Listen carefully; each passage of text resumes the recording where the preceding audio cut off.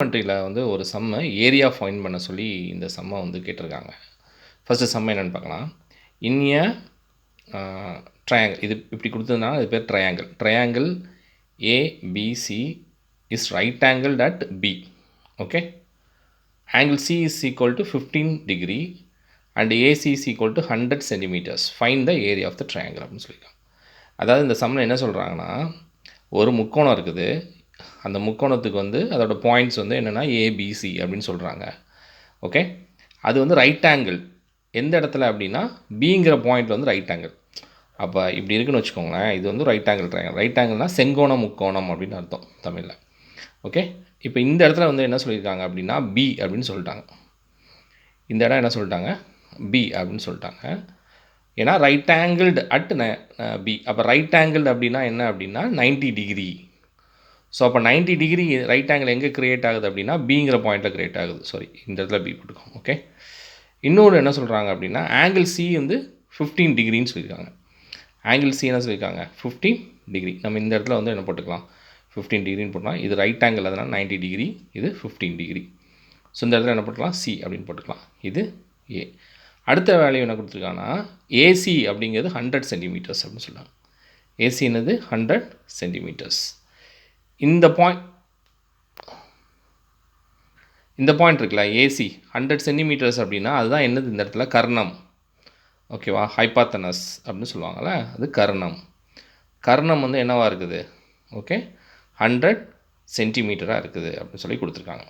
Okay, so இப்போ இந்த நார்மலாக அந்த சம் எடுக்கணும்னு வச்சுக்கோங்களேன், சைன் 30 டிகிரி சைன் 15 டிகிரி ஈக்குவல்ட்டுன்னு போட்டு நீங்கள் என்ன பண்ணுவீங்க, இந்த இதோட வேல்யூஸ் எல்லாமே நம்ம கண்டுபிடிச்சி சால்வ் பண்ணுற மாதிரி இருக்கும்னு வச்சுக்கோங்களேன். நம்ம அதெல்லாம் தேவையில்லை. ஓகே, இப்போ ஒரு ஷார்ட்கட்டு, ஒரு ஃபார்முலா.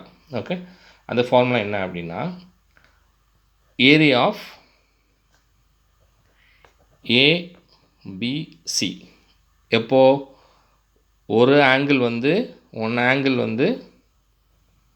90 டிகிரி கொடுத்துருக்காங்க. ஓகே, இன்னொரு ஆங்கிள் கொடுத்துட்றாங்க. ஒரு angle 90 degree plus another angle hypotenuse, அதாவது கர்ணத்தோட வேல்யூ அப்படி கொடுத்துட்டாங்க அப்படின்னா நம்ம இந்த ஃபார்முலாவை யூஸ் பண்ணி இந்த சம்மை சால்வ் பண்ணலாம். என்ன அப்படின்னா ஹைபார்னஸ்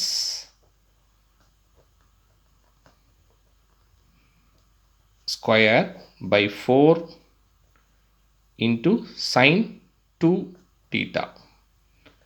இந்த ஃபார்முலா யூஸ் பண்ணி நம்ம என்ன பண்ணலாம், சால்வ் பண்ணலாம். ஓகே, இந்த இடத்துல ஹைபாத்தனஸ் என்னது 100. அப்போ 100 into 100 divided by 4 into sine 2. Theta என்ன கொடுத்துருக்காங்க 15 எடுத்துக்கலாமா. அப்போ 100 into 100 divided by 4 into sine 30.